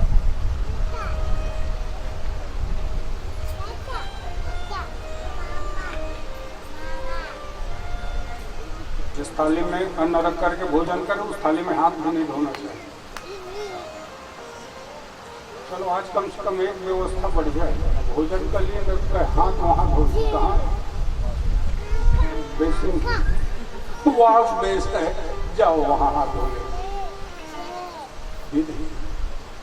अब यहाँ नामने नष्ट सदाचारो, कोई विधि नहीं, वो सीधा थाली हिमालय कस भात अवलक नंद कस दार और चल खाबे हो गए घर खाए। ग्रास जैसे ही लिया प्रथम ग्रास अटक गया, और पत्नी भी वहां नहीं थी। अब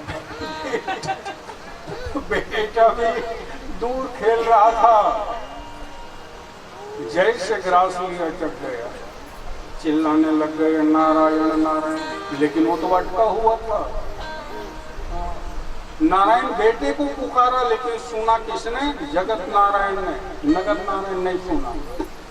तो जाओ तो देखना था, लेकिन इसी क्षण क्या हुआ, ताहिलेन आए जमदूता, जमदूत आ गए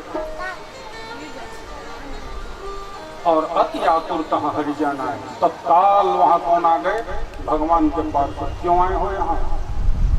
बोले अजामिल को लेने के लिए आए। तुमको मालूम है ये नारायण नाम का जाप कर रहा है।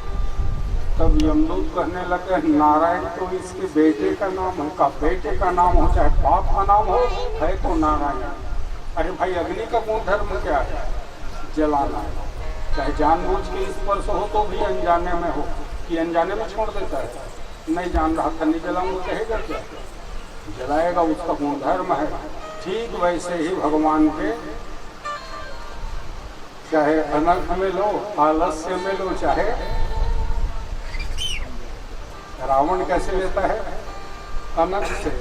कुंभकर्ण आलस्य और विभीषण भक्ति से।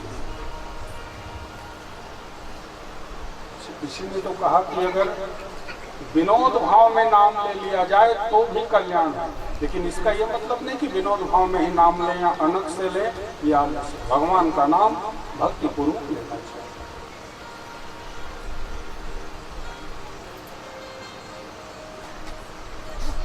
बस दोनों की बात को अजामिल सुन रहा और वो विचार करने लग गया कि सही मायने में मैंने जो नाम लिया है वो बेटा का ही नाम लिया है, और बेटे के नाम लेने से भगवान के पार्षद आ गए, तो सही जब मैं भगवान का नाम लूंगा तब भगवान के पार्षद और यमदूत दोनों यहाँ क्या कर रहे थे? वार्तालाप। और भगा वहाँ से सीधा चैतन्यता प्राप्त करी और वह जामिल दौड़ के भगा कहाँ? हरिद्वार। अब वहाँ जाकर गंगा किनारे बैठ गया और ये चिल्लाने लग गया। चिल्लाने का मतलब क्या है? उच्च स्वर में नारायण नारायण। अब मैं भगवान का नाम लूंगा। बेटे का नाम लिया तो भगवान के पार्षद आ गए। भगवान को पार्षद बताने लग गए 12 वर्ष अभी और जीवित रहेगा जामिल, चले जाओ, उसके बाद वो सुरपुर का अधिकारी बनेगा, नहीं आना दोबारा यहाँ। और जब यमपुर को आए, कौन? यमदूत यमराज से पूछने लग गए, महाराज ये तो बताइए हमें किसे लाना है नरक में और किसे स्वर्ग में भेजना? बड़ा सुंदर प्रसंग है। क्या सुंदर बात कही यमराज ने। जेहवान वक्ति भगवत गुण नामधेयम् चेतस्य न स्मरति तच्चरणारविन्दम् कृष्णाय नो नमति यत् शिरे कदापि तानाय न ध्रुवसुतो कृतगेष्णुकृत्या। यमराज कह रहे हैं, सुन भैया, जेहवान वक्ति भगवत गुण नामधेयम्, जो अपनी जिह्वा से भगवान नाम संकीर्तन न किया करता हो। अच्छा, किसी ने बड़ा सुंदर कहा कि सुगमम भगवान नाम, भगवान का नाम क्या है? सुगम है। और जिह्वा स्ववशवर्तिनी, जीव हमारे पास है कि किसी से मांगना पड़ता है? थोड़ी देर के लिए अपनी जीभ दे दे भैया, राम राम कह करके लौटा दूंगा। अरे भगवान ने तो जीव दिया है। तथा नरकम्यांति, उसके बाद भी वो कहाँ जा रहा है? नरक को जा रहा है। तो आश्चर्य की बात होती है। किसी ने तो और बड़ा सुंदर कहा कि राम के नाम सदा मिसरी, और इसीलिए सोवत जागत ना बिसरी। राम का नाम क्या है? मिसरी। त्याग तपस्या करके 12 वरदान ले लिया। न मैं दिन में मरूं, न रात में, न अंदर न बाहर, न ऊपर न नीचे, न मानव न दानव, न पशु न पक्षी, यहाँ तक न अस्त्र से न शस्त्र से। और क्या मांगा? 12 मास में किसी मास में मेरी मृत्यु न हो। 12 मास हम लोगों का हिंदू नूतन वर्ष कहाँ से आरंभ होता है? चैत्र मास से। तो चैत्र से लेकर फाल्गुन मास, इसी मास में मेरी मृत्यु ना हो। अब ब्रह्मा जी ने वरदान भेज दिया था, और डर भी तो हुआ ना। सब देवता लोग गए भगवान कहा, अच्छा ये बताओ बताओ ना भाई क्या बात है? महाराज हिरण्यकशिपु जो है वो, तो ब्रह्मा जी वरदान देने वाले तो आप हो ना, अब बताओ कैसे मरेगा? 12 महीने में किसी महीने में न मरे। अब आपने वरदान दे दिया, अब भले बताओ कैसे मरेगा? ब्रह्मा जी ने कहा, महाराज मैं दे तो दिया वरदान, तो अब आप जानो। हाँ, बिगाड़ के हमारे पास आते हो, आप जानो। चलो ठीक है, देखेंगे। तब भगवान क्या करते? पुरुषोत्तम मास बनाए। हिरण्यकशिपु पुरुषोत्तम मास में मारा गया। सज्जनों बताया गया एक दिन ये गया त्याग तपस्या के लिए और सबको बता के गया कि आने में सैकड़ों वर्ष लगेगा, लेकिन जब वहाँ गया ना तो एक टूक आ गए और चिल्लाने लगे नारायण नारायण। जो तोता टेटे टर करता है वो नारायण। जब आके कयाधु माता को बताया ना, कयाधु माता ने कहा बाबा महाराज जो तोता टेटे करता है वो नारायण कह रहा था। बोले स्पष्ट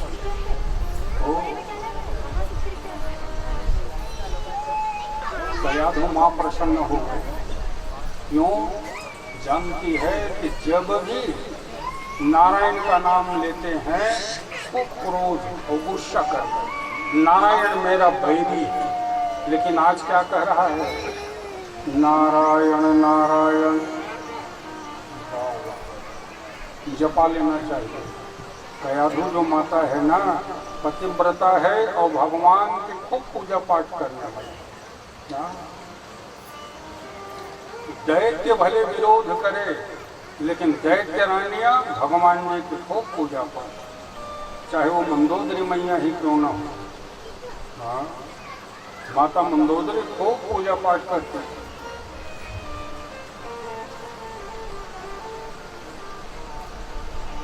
माता कयाधु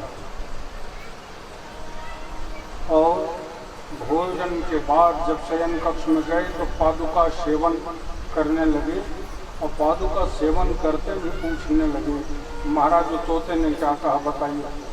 कह देवी नारायण नारायण करता था। नारायण नाम में लीन दंपत्ति है भक्त प्रहलाद का गर्भ में आना एक कारण। और जब भी हिरण्यकशिपु त्याग तपस्या के लिए गया तो देवता लोग धावा बोल दिए और दैत्यों के साथ दैत्य रानियों को भी मारते थे।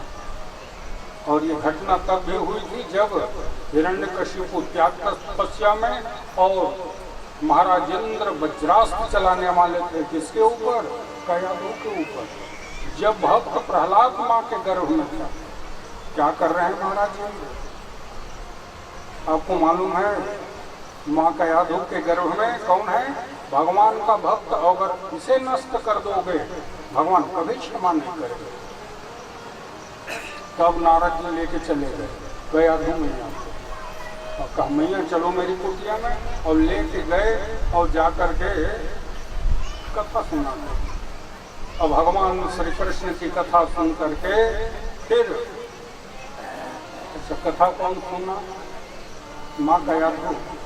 और रंग किसे चढ़ गया? गर्भस्थ शिशु। भाई जैसे आप लोग सुनते हैं ना है? अभिमन्यु के बारे में है? हाँ।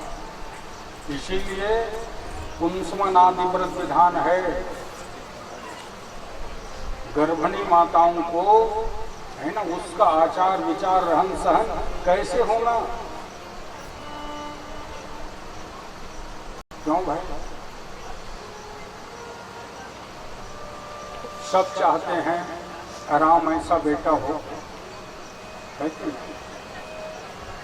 पर आचरण जब कौशल्या जैसे हो तब तो राम ऐसा बेटा होगा ना। सज्जनों,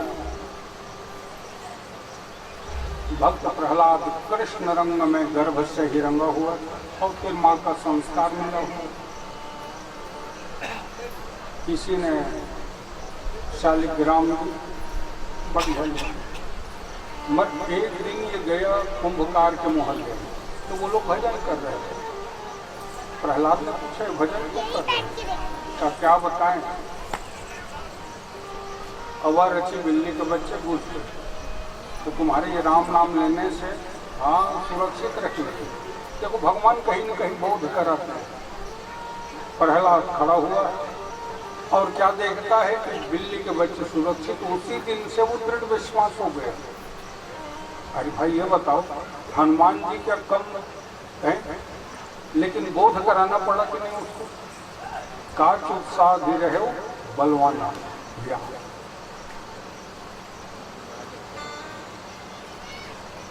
प्रहलाद का जो भजन अंदर चल रहा था बाहर हो गया। सुंदर भजन करता। श्री कृष्ण गोविंद हरे मुरारे, हे नाथ नारायण वासुदेव। श्री कृष्ण गोविंद हरे मुरारे, हे नाथ नारायण वासुदेव। श्री कृष्ण गोविंद हरे मुरारे, हे नाथ नारायण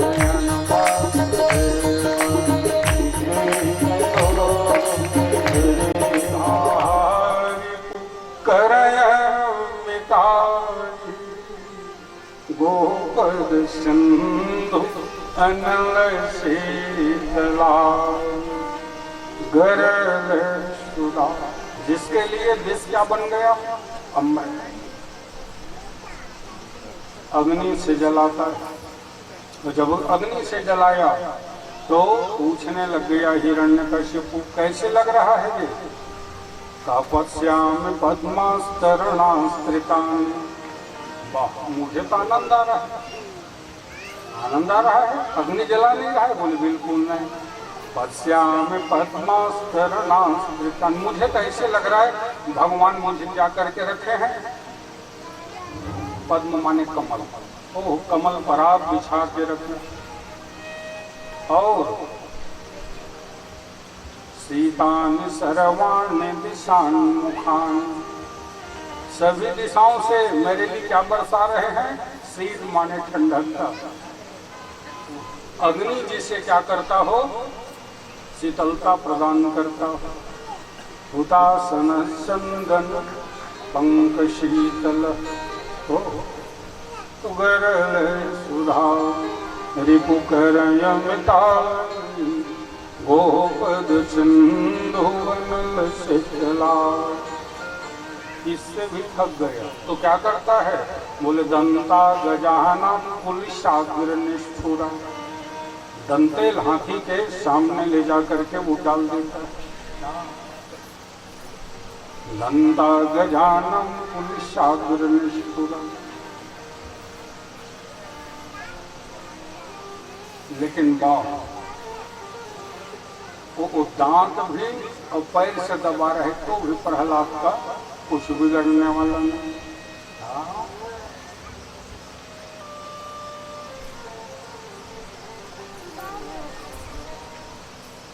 सज्जनों थक हार गया। एक दिन इसकी बहन आई, डूंगेगा। क्या बताऊंगी बहन, कुल कलम पैदा हो गई। काहे चिंता करते हैं भैया, मेरे को वरदान मिल रहा, मैं समझाऊंगा। समझाने लगी ढूंढीला। प्रहलाद को बुलाया, सुन नहीं इधर, काहे राम राम लेता है? कहिए समझा दी हुआ जी, कहा सुनो तो कहे। सब लोग थक गए। अच्छा मैं आपसे एक निवेदन करूं, अब तो आपकी आयु हो गई है कि आप भी भगवान का भजन करो। अच्छा कई लोग कहते हैं अभी तो उम्र नहीं हुआ है, अभी भजन थोड़ी करेंगे। ध्रुव प्रहलाद ऐसा सोचते तब कैसे होता? हाँ, तब भगवान का भजन करो। नहीं छोड़ेगा तो बिल्कुल मैं कह रहा हूँ आप भी शुरू करो। बिगड़ गए ढूंढिएगा क्या क्यों रे कुल कलम कहीं का? तो इस चंदन के बगिया में बबूल कहाँ से उगाया रे?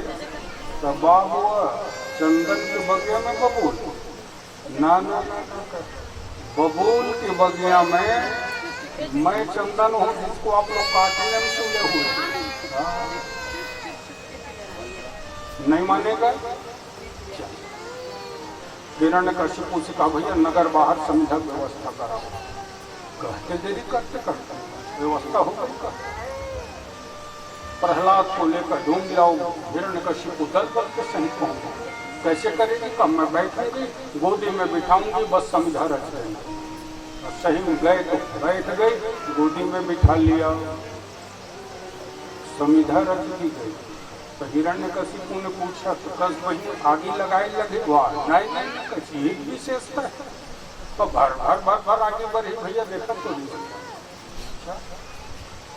अब बैठ तो गई तो आगे तागे धुआं नहीं निकले। हिरण्यकशिपु पूछे कस बहिनी का भर भर आगे बढ़ी कहा तो कहीं नहीं, अरे कुछ नहीं कहे माचिस सीता के भैया का लगता फागुन का महीना माचिस सीता है कैसे करी ही डाले लगा दे आग लगा दो। और जैसे ही आग लगाई तो पूछा हिरण कर हम लोग रह जाए, नहीं नहीं तुम लोग जाओ मैं आ गई। आग की लपटें बढ़ी और तब ढूंढिला जल करके राख। पढ़ते हैं ना, लगी थी आग लंका हलचल मची थी, विभीषण की कुटिया सुरक्षित बची। लंका जल करके राख, यहाँ सब बढ़ कोई राक्षस जाग बता दिए सब कराया धराया जो है ना आपके भाई का है और कुछ नहीं, साठ गांठ पूछी उसी का है, बोला उसको। रावण ने कहा बुलाओ, विभीषण को बुलाए। क्यों विभीषण, ये बंदर के साथ तेरी मित्रता भर कर जाएगा, मेरे साथ कहा नहीं तो ये राक्षस लोग कह रहे थे तुम्हारे घर में वो बंदर के पैर का निशान पाए गए हो, जान लंका भर देख ले वो तोरो महल में हो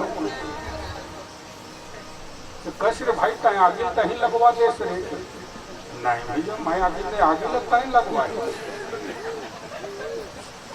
लेन भाई सोता करता है आगे तय लगवाए भैया। अरे भाई चिल्ला रहे थे आप लोग काटो मारो तो मैं आपके कहूँ भाई है कि दूध मारे आन दंड कछु करी गोशाला। और ओके हनुमान जी का करे पूंछ उठाए और चूमे, तब आपने कहा कपि के ममता पूछ पर और जाओ आगे लगा तय कहे तो मैं नहीं कहूँ लंकल तय जरवाए। रावण के बड़ा बड़े गलती मुझे से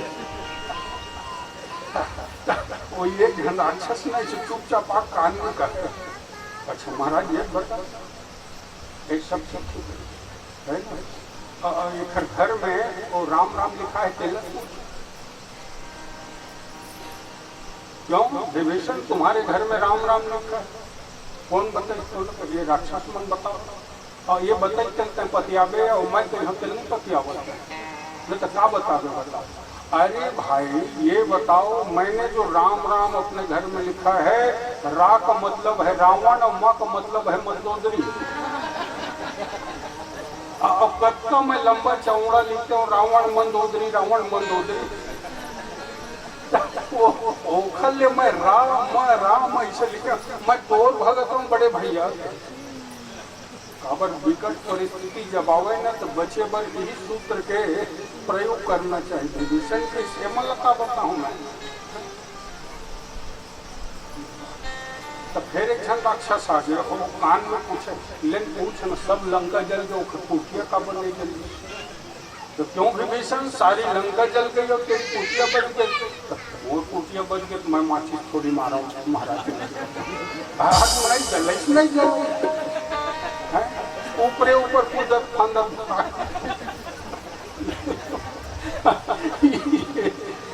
बचने तरीका। लगी थी आग लंका हलचल मची थी, अब विभीषण की कुटिया सुरक्षित बची। प्रहलाद का बाल बांका नहीं हुआ, रात बीत गया और सुबह से वो ढूंढने लग गया कौन? हिरण्यकशिपु कहाँ है मेरी बहन? पूरी राजमहल छान मारा कोई पता नहीं। ऐसा तो नहीं जहाँ छोड़ के आया कहे दल दल के सही जब गया तो क्या देखा सज्जनों? ओ भस्मी रामायण।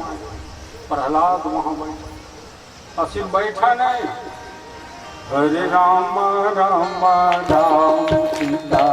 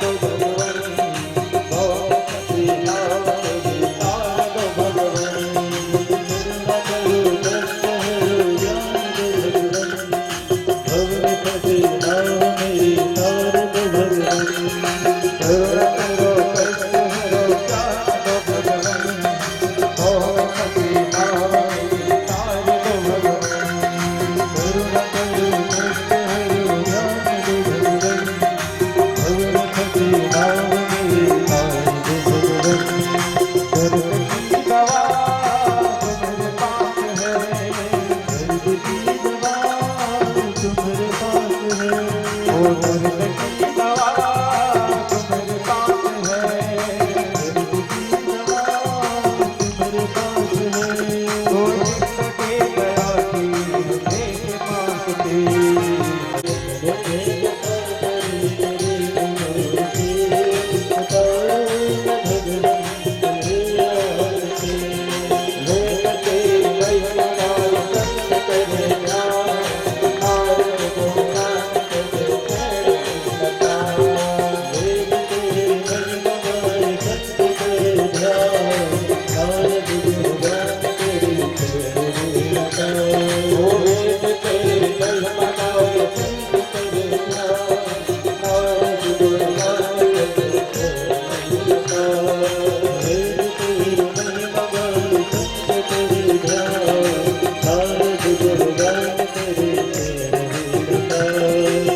Hare